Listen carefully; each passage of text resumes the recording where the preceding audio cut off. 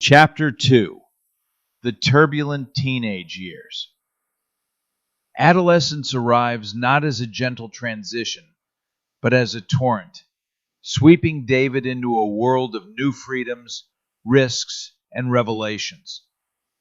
Chapter 2 traces his journey through canoes, camps, and curtain calls, where the lessons of brotherhood, belonging, and resilience are forged in the unpredictable currents of teenage life.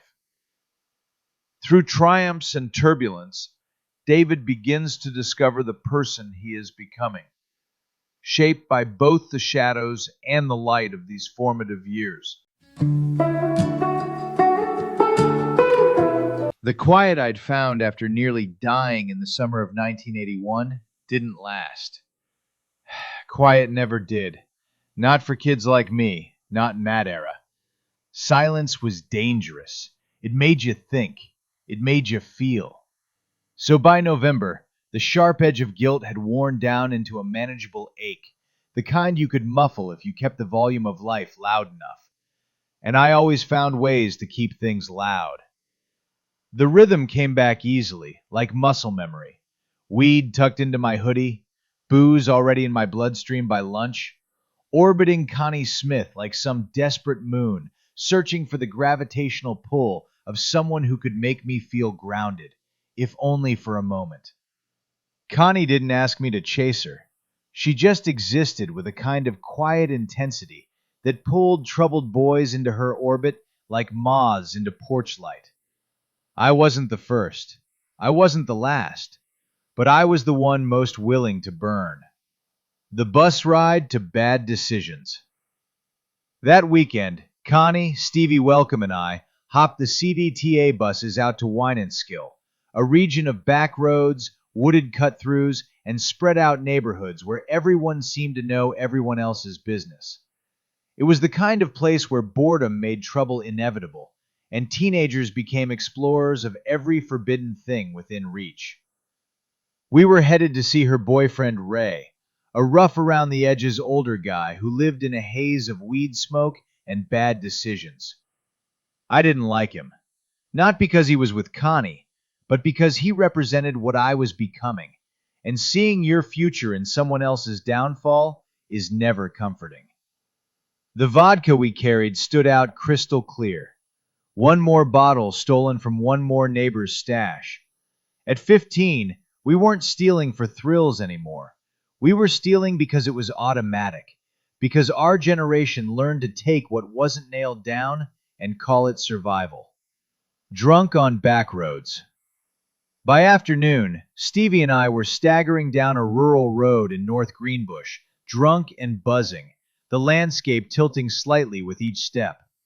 Those upstate back roads, lined with split-level homes, patched asphalt, and hand-painted mailboxes, had a way of turning teenage recklessness into myth. Every telephone pole became a landmark. Every ditch became a joke. Every shadow dared us to push farther. We laughed at nothing, the stupid, breathless laugh that only teenagers and the very drunk can manage. A laugh that feels invincible until it cracks in half. Across the way, Cumberland Farms glowed beneath its fluorescent lights like it was calling my name. Convenience stores in that era had a particular magic. The smell of coffee burned since dawn, newsprint on the counter, gum racks, beer coolers that hummed like industrial freezers. To a 15-year-old hustler in 1981, it wasn't a store, it was a challenge, and I accepted. No hesitation, no fear. I walked in, grabbed a 12-pack of beer, and walked right out like I had every right to it. For a brief second, I felt untouchable, a kid beating the world at its own game. Then came the lights. Red and blue lights splashed across the trees, the pavement, our stunned faces. That stomach drop moment when your brain sobers up just enough to realize, shit, we're screwed. The sound of gravel crunching under police tires erased our laughter instantly. We bolted, yard to yard, fence to fence, hearts pounding vodka and adrenaline. It was the kind of chase that defined our generation, cheap shoes slipping on frosted grass, cold air slicing our lungs, fear disguised as laughter, teenage myth colliding with adult consequences. Stevie tripped over one of those hideous rubber tire planters, white wall paint chipping off, weeds growing through the middle, sprawling face first into the dirt. I spun around just in time to see the cop closing in. I tore forward, only to meet a chain link fence at full speed. My face slammed into steel. Stars exploded, the world tilted, and just like that, we were caught. The breakdown and the punch. The cops dragged us back, shoved us into the cruiser, and that's when Stevie broke. The kid who always seemed tougher, cooler, untouchable, melted. He started crying. Not sniffling, not tearing up, crying. Begging the officers not to call his parents.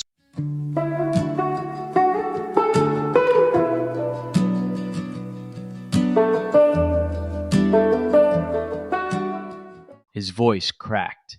His shoulders folded inward. He looked small, just as small as I always felt inside. Something primal snapped in me. I didn't want them to see him like that. I knew what cops did with the weak ones. I knew who they'd punish more. And in a twisted moment of teenage logic fueled by booze and adrenaline, I did the only thing my cracked 15-year-old brain could come up with. I punched him in the face.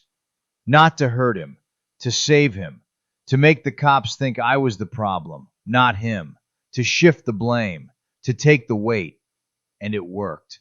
Stevie walked away with nothing but a bruise. I took the fall. The cost. The consequences came fast.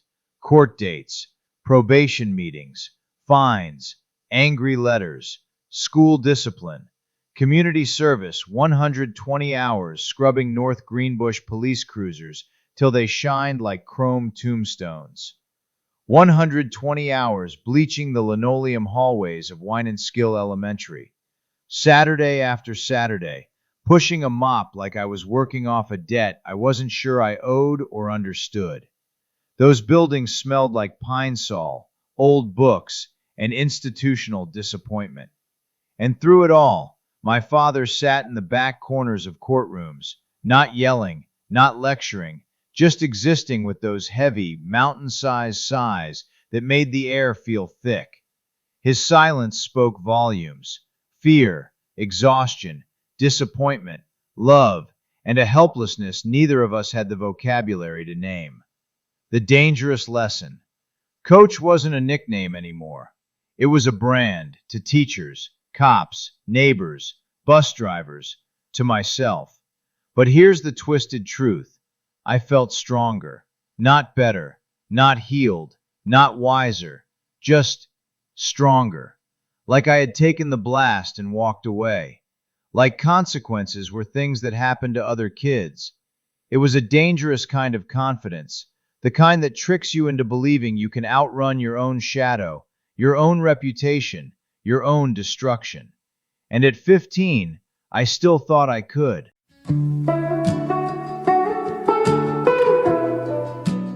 Thank you for spending this time with me, the Pussycat Wizard. These moments we share, whether in shadows or in light, are threads in a much larger story, one I'm honored to tell with you beside me. As always, the journey continues. The next chapter subsection is waiting, and I'd be honored if you'd walk with me a little further down this road. Until then, keep the wonder alive, and I'll see you in the next episode of Little Did I Know.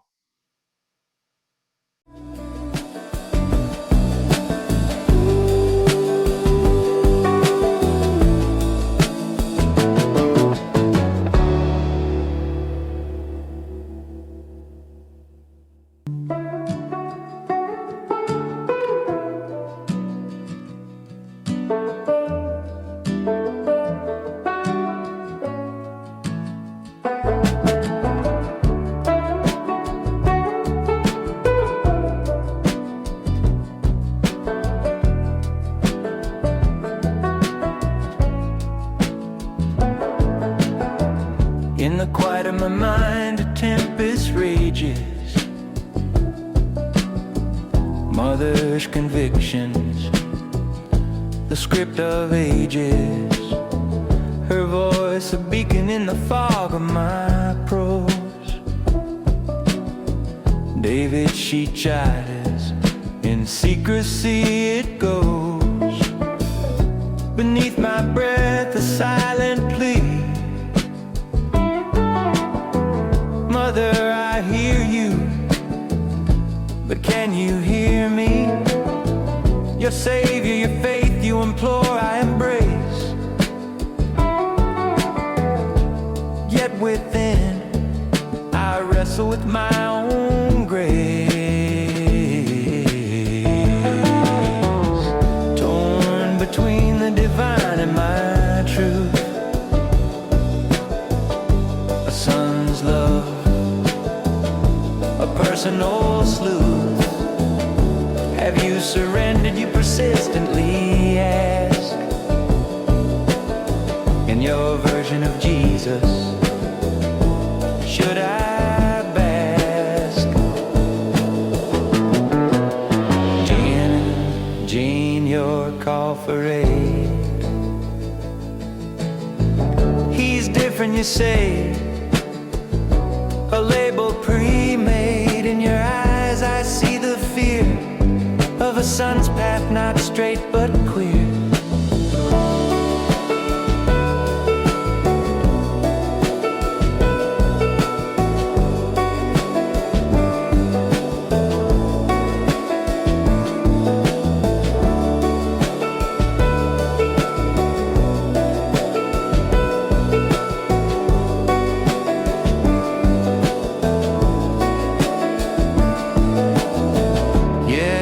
Stand at the crossroads of self.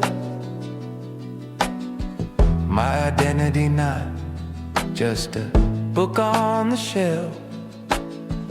Mother, your love I'll always hold dear, but my journey is mine. Let this be clear.